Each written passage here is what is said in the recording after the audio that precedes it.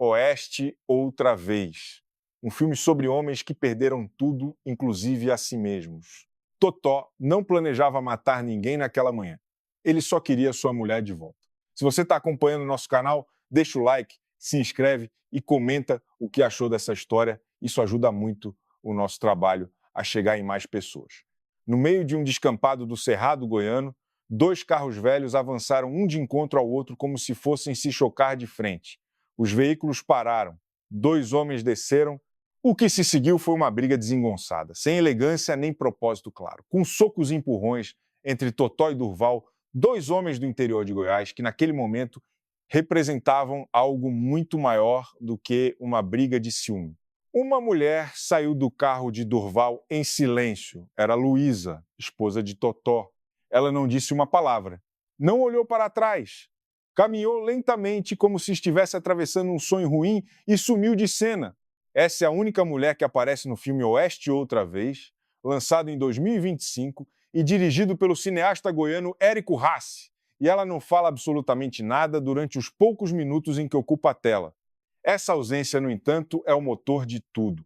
Oeste Outra Vez chegou às salas de cinema brasileiras em 2025 como o grande vencedor do Festival de Gramado, um dos mais importantes prêmios do cinema nacional.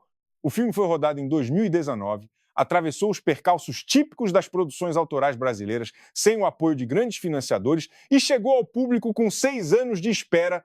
O resultado é uma obra densa, precisa e perturbadoramente atual, que usa os códigos do faroeste para falar de um problema que não tem nada de fictício nem de regional: a masculinidade tóxica em estado de colapso. O enredo parte de uma premissa simples, quase rudimentar.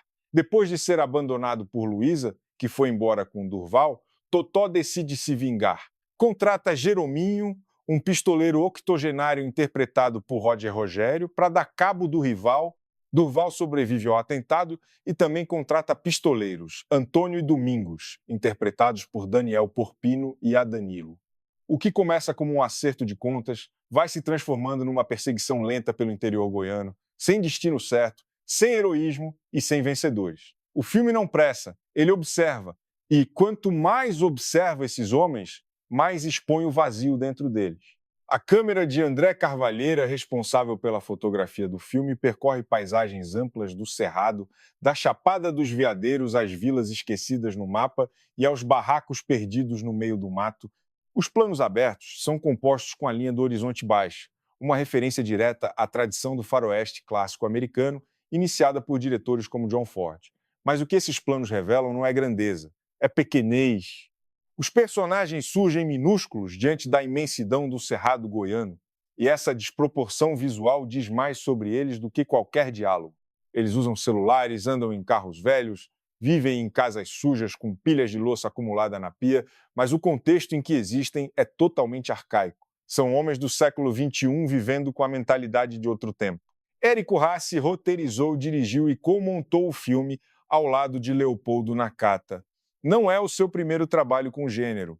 Em 2017, lançou Comeback, longa de estreia que já apresentava o interesse do diretor pela linguagem do faroeste, aplicada a contextos brasileiros contemporâneos. Com Oeste Outra Vez, ele amadurece sua visão e entrega uma obra que dialoga com a história do cinema de forma consciente e sem pedantismo. A influência dos faroestes de Bud Boetcher, Alain Douin e Anthony Mann, dos anos 50, está na economia dos planos e na capacidade de resumir grandes dilemas morais em poucos gestos. A presença dos spaghetti westerns de Sergio Leone aparece na trilha sonora melodramática e nas composições de abertura que equilibram a beleza da paisagem com a tensão do que está por vir. E o faroeste brasileiro, com sua linhagem que passa por Glauber Rocha, pelo Cinema Novo, por Sertânia e pelo recente Bacurau, está presente na escolha do sertão como palco para questionar o que é ser homem neste país. Mas Oeste Outra Vez não é um filme de cinéfilo fechado em si mesmo. É uma obra que funciona para quem conhece essas referências e para quem não conhece, o que importa é o que está na tela. Homens perdidos, incapazes de comunicar seus sentimentos, agindo com violência porque é a única linguagem que aprenderam. O tema central do filme é a incomunicabilidade masculina. Todas as casas que aparecem na narrativa estão sujas, cheias de garrafas de bebida, com fogões a lenha e sem a presença de mulheres. Mais de um personagem revela, em algum momento, o desejo de encontrar uma companheira para cuidar da casa e da vida. Sem as mulheres que também exerciam o papel de mães, esses homens regridem, tornam-se meninos abandonados dentro de corpos de adultos que carregam armas. Até uma conversa simples ao pé da cama num quarto de hotel barato se torna difícil e estranha. Eles não sabem como estar juntos sem a mediação do álcool, das armas ou da violência. A cachaça, aliás, é um símbolo central do filme. Os personagens bebem em praticamente todas as cenas. Onde deveriam carregar cantis de água, carregam garrafas de pinga. Há um plano na parte final do longa que sintetiza tudo isso com uma beleza desconcertante. Já na casa do ermitão, primo do pistoleiro, interpretado por Antônio Pitanga, Totó e Jerominho estão sentados num banco encostados na fachada de um barraco. A cor dominante é el amarronçado, cor de terra. Quando o personagem de Pitanga abre a porta e joga uma garrafa vazia, o olhar do espectador finalmente percebe o que estava no canto oposto do quadro o tempo todo. Uma pilha de centenas de garrafas vazias, amarronzadas pelo tempo e pela terra. É um plano síntese, uma imagem que diz tudo sobre o que esses homens fizeram com suas vidas. O elenco do filme sustenta essa visão com precisão. Ângelo Antônio compõe Totó com uma mistura de raiva contida e patético resignado. Babu Santana empresta a Durval uma presença física que esconde a mesma fragilidade do rival. Roger Rogério é Jerominho, com a economia de quem já sabe que as palavras não adiantam. E há momentos de humor involuntário que o filme abraça sem vergonha. Num western cheio de pistoleiros, os personagens raramente acertam o alvo. Os tiroteios são desengonçados, os confrontos terminam de forma inesperada e anticlimática. Essa escolha não diminui a tensão. Pelo contrário, torna tudo mais assustador porque sugere que a violência naquele universo não tem lógica nem propósito. É só o que sobrou quando o resto foi embora. Raci não faz um filme tese. Não há um personagem porta-voz que explica os malefícios do machismo. Os diálogos não querem ensinar nada. São engraçados, ora leves, ora pesados, sempre econômicos. O diretor apresenta esses homens sem julgamento explícito e sem romantismo, e é justamente isso que torna o retrato tão inquietante. Porque eles são reconhecíveis. São os pais, os tios, os avós, os velhinhos que jogam dominó na esquina, os colegas de trabalho, os vizinhos. São figuras que existem no cotidiano brasileiro e que carregam consigo um modelo de masculinidade que não serve mais para ninguém, inclusive para eles mesmos.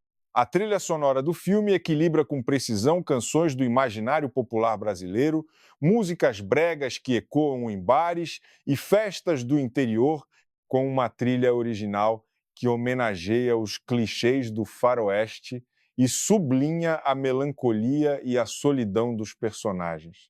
Esse contraste é uma das marcas mais inteligentes da obra. A forma pertence ao gênero cinematográfico, mas o conteúdo é profundamente brasileiro.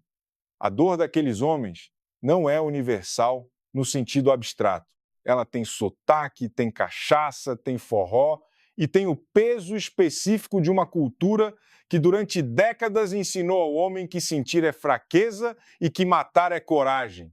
O filme está em cartaz nos cinemas brasileiros. Para quem quiser ver o trabalho anterior de Raci, Comeback está disponível gratuitamente no site do Sesc Digital. Homens que não sabem falar acabam deixando que as armas falem por eles. E esse silêncio, como Oeste outra vez deixa muito claro, não poupa ninguém, nem mesmo quem o escolheu. Você acredita que o cinema brasileiro ainda tem espaço para filmes assim que desafiam o público sem abrir mão da qualidade? Deixe a sua opinião nos comentários, compartilhe esse conteúdo com quem você conhece que aprecia um bom cinema nacional e se ainda não se inscreveu no canal, esse é o momento.